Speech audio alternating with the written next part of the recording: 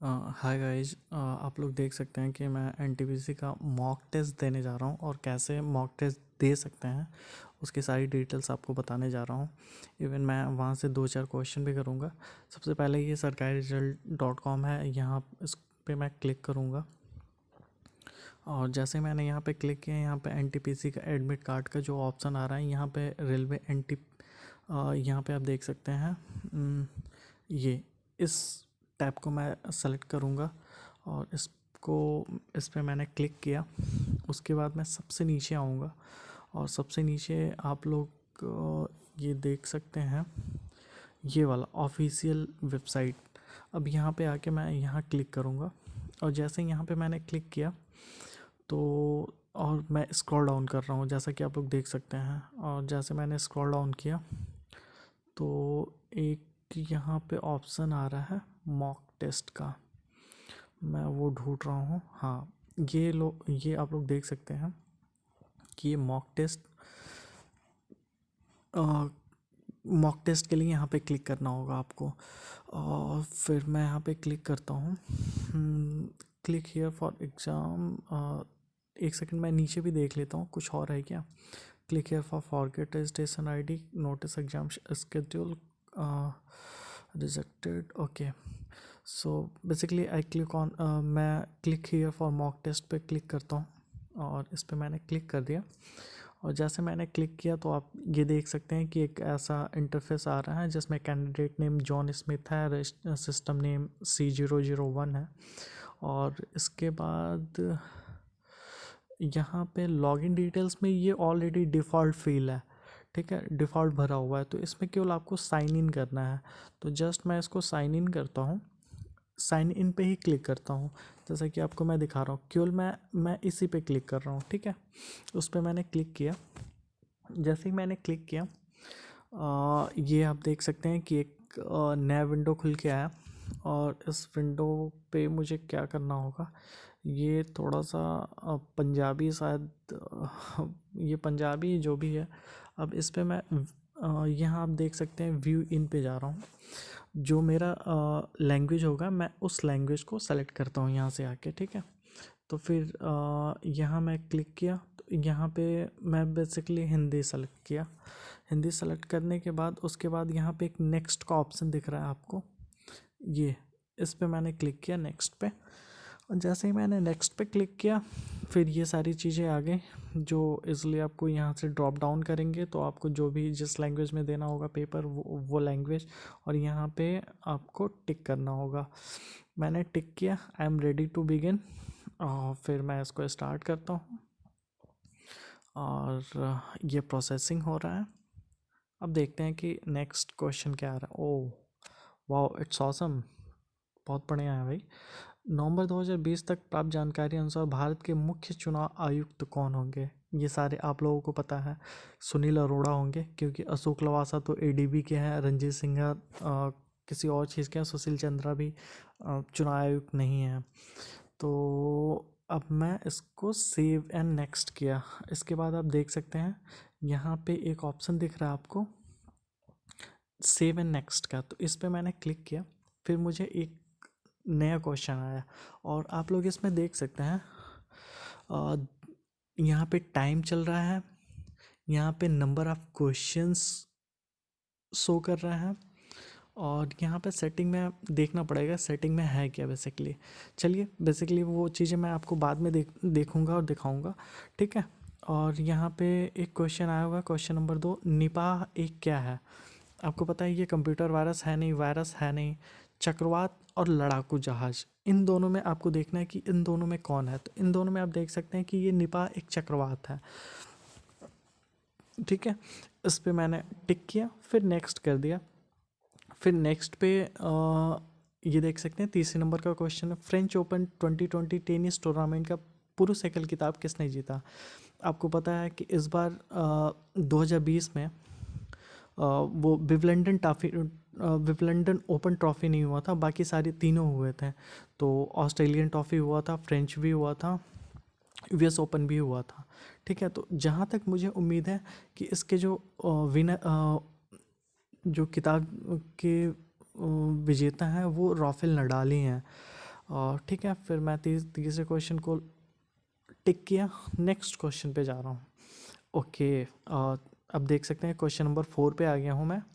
और इसमें E0S01 क्या है, ये सारे आप लोगों को पता होना चाहिए कि ये चीज़ें क्या हैं, अगर आप NTPC के लिए बेसिकली तैयारी कर रहे हैं तो, क्योंकि ये बहुत ही महत्वपूर्ण क्वेश्चन है और ये जस्ट अभी मुझे लग रहा है कि 2-3 हफ्ते पहले ही हुआ है। E0S एक ऐसा कह सकते हैं आप कि ये उपग्रह है, भारत का ही ये उपग्रह है। अराउंड 10 या 12 उपग्रह एक ही साथ भेजे गए थे, जिसमें से भारत का एक ही केवल ये उपग्रह था E0S।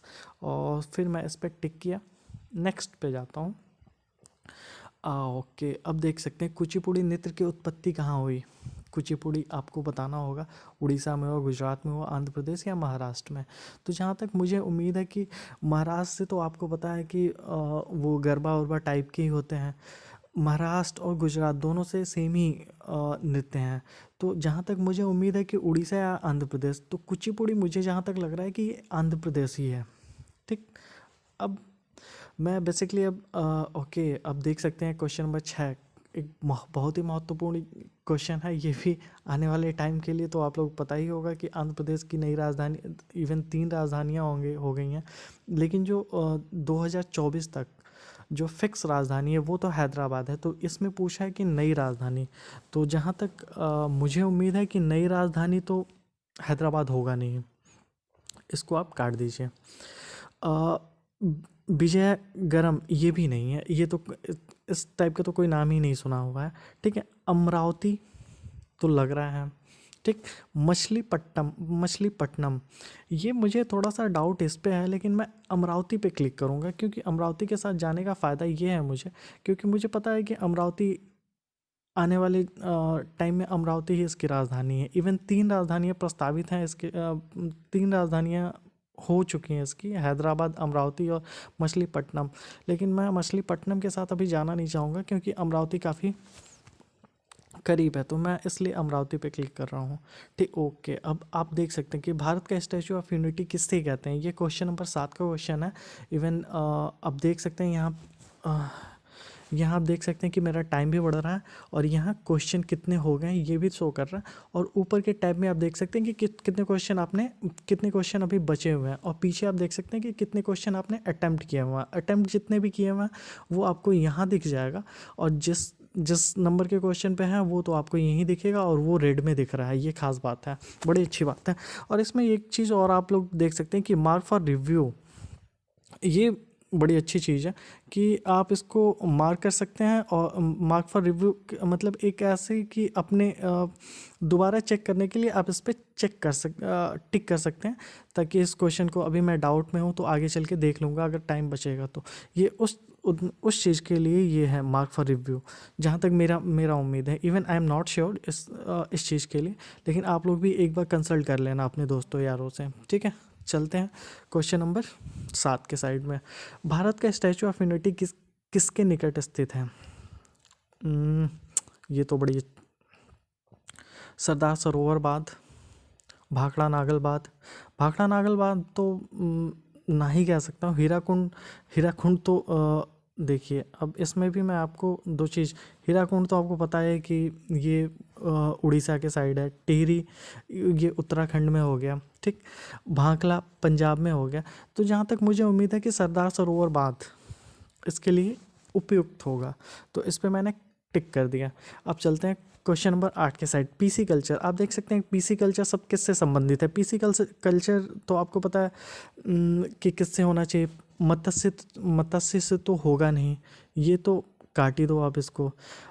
पक्षी पालन भी इससे नहीं है। रेशमी में थोड़ा सा डाउट मुझे हो रहा है, लेकिन मैं जहाँ तक डैम श्योर हूँ कि ये पीसी कल्चर, जहाँ तक उम्मीद है कि ये मधुमक्खी पालन से ही है, इसलिए मैं इस पे मधुमक्खी पालन पे ही टिक करता हूँ, और फिर मैं इसको टिक करके आगे बढ़ता हूँ। ओके, अब देख सकते हैं कि किलोवाट घंटा किसकी इकाई है। संवेग की तो होगी नहीं, किलोवाट घंटा में तो संवेग की बल तो न्यूटन होता है, आप लोगों को पता ही होगा। बल का तो न्यूटन होता है, आप लोगों को पता ही होगा। संवेग का ऐसा कुछ है नहीं, क्योंकि द्रव्यमान गुणे वेग ऐसा कुछ होता है, तो उसे संवेग कहते हैं। और शक्ति और ऊर्जा, इसमें और इसमें थोड़ा सा मुझे डाउट लग रहा है, ठीक है। लेकिन जहाँ तक मैं जाना चाहूँगा, मैं शक्ति के साथ जाना चाहूँगा। तो इसका ऑप्शन ए पे मैंने टिक किया और फिर मैं नेक्स्ट करता हूँ और सेव करता हूँ।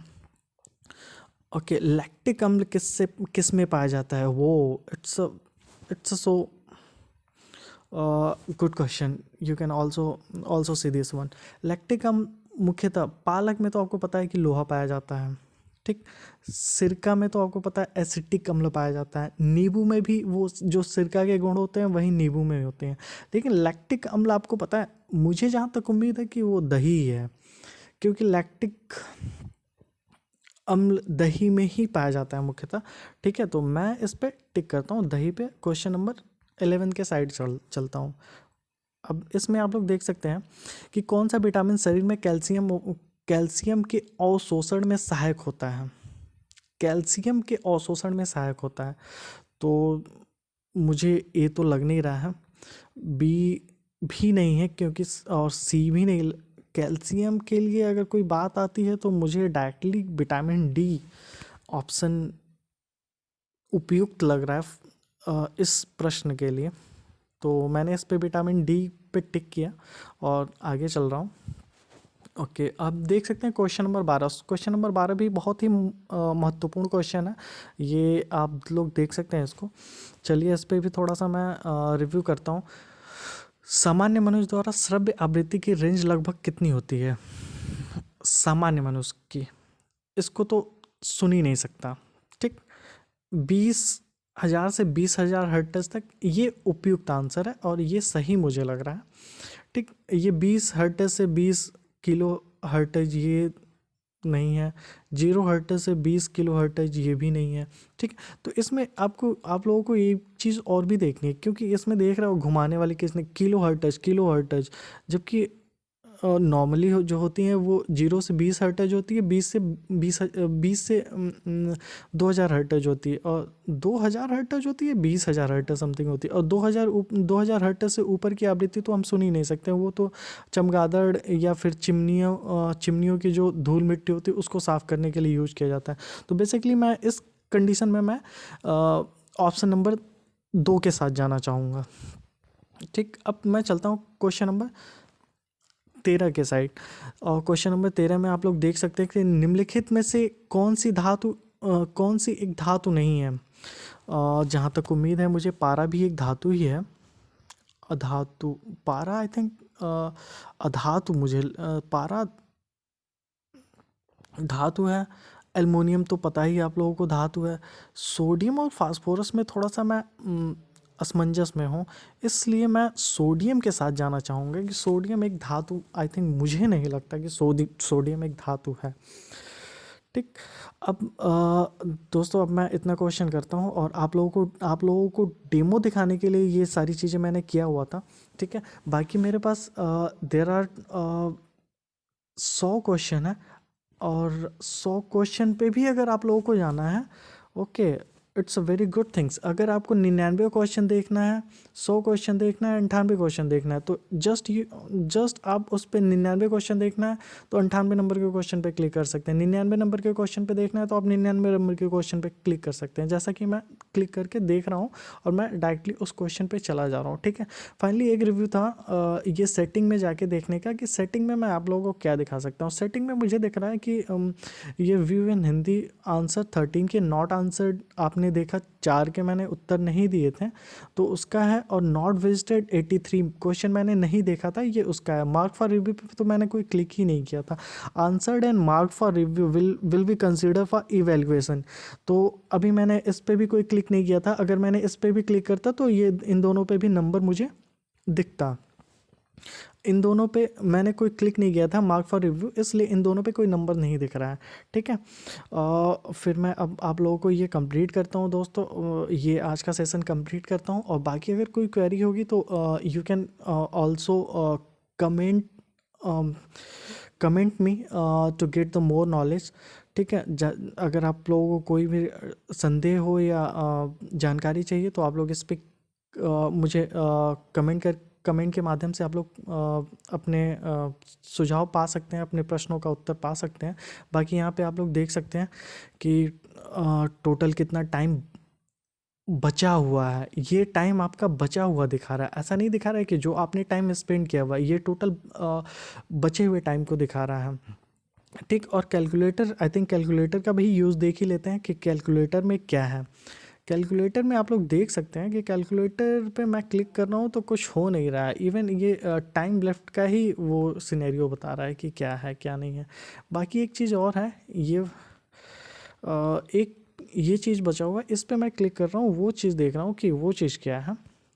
इस पे मैंने क्लिक किया, ओके, तो ये सारी डिटेल्स आ गई। ओके, तो यहाँ पे आप लोग देख सकते हैं कि यहाँ पे जिस लॉगिन आईडी है, जो नेम जो था, जिस नाम से मैंने मतलब ये डिफ़ॉल्ट लॉगिन थी जिसकी लॉगिन आईडी ये है, और नेम जॉन स्मिथ है।